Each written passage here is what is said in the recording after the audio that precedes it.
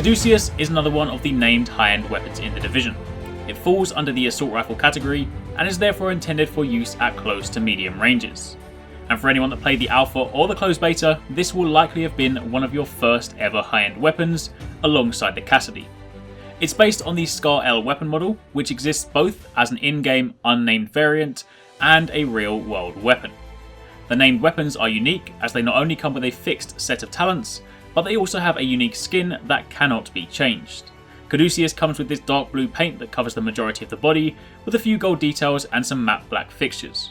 As an aside, in the real world, the Scar L was originally intended to replace the M41A in SOCOM service, however that was later cancelled in favour of the Scar H, which is also obtainable in-game, and the base model for the Tenebrae.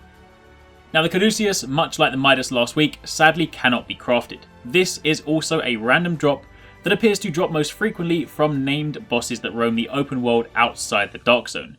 It's also been reported to drop from select bosses on hard and challenge mode missions, but regardless, if you want one of these, you're at the mercy of RNG. Our friendly neighbourhood Bullet King used to drop them as well, but he's since retired from his duties. Now, as with all weapons, the version you have or obtain in game will drop with varying damage ranges, so the version that I have and the version we'll be looking at in this review may differ somewhat from yours.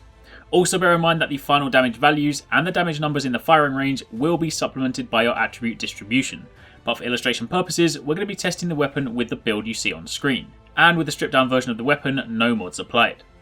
Taking a look at the version that I have, it has a base damage value of 9,384, it can fire 625 rounds per minute and has a base magazine size of 30.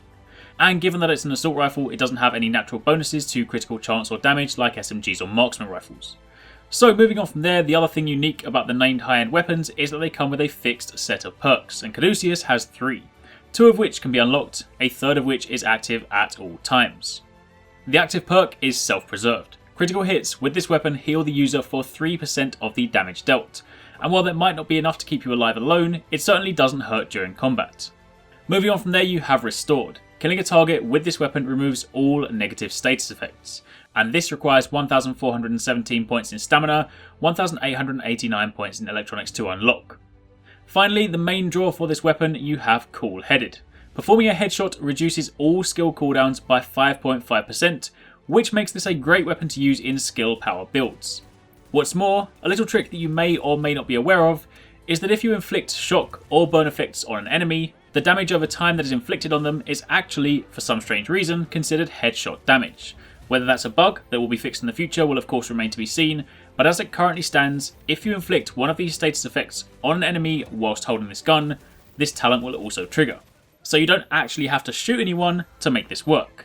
You can just inflict status effects. Do note, however, that this only works with special ammo types or grenades and not turrets or seeker mines, which is kind of a shame because it would be the ultimate skill power synergy, but regardless, this talent alone is often what draws people to this weapon. And if you want to unlock it, you'll need 1,889 points in both firearms and skill power. Now with the talents out of the way, let's run some quick tests in the firing range. Again, with this weapon stripped down, no mods applied. A critical headshot deals 20,528 damage. A standard headshot deals 16,422 damage. Meanwhile, a critical body shot deals 11,730 damage, and a regular body shot deals 9,384. Again, do remember that your final damage numbers will take into account everything from your gear to your mods to your active skills at the time, so while these values are used as a sample, they are not in any way set in stone when looking at this weapon as a whole. Finally, once your magazine is empty, reload speeds come in at just over 2 seconds. Now that we've taken a look at the weapon stats, talents, and some basic firing range damage numbers, let's run a quick field test in a controlled environment. We're going to run through the very first room on the Madison Field Hospital mission on hard mode. The first room has a total of 5 enemies, and we're again going to be using the weapon with no mods applied. The time starts from the second I set foot through the door, and after running the same room back to back 5 times, the average clear time comes in at around 38 seconds. Bear in mind the nature of the encounter means you're not fighting every enemy on the same elevation, but regardless it's not a bad time when you factor in the lack of mods. So, having now taken a look at the weapon and what it can do, the question is, what is it good for, and is it worth your time? And the answer is both yes and no.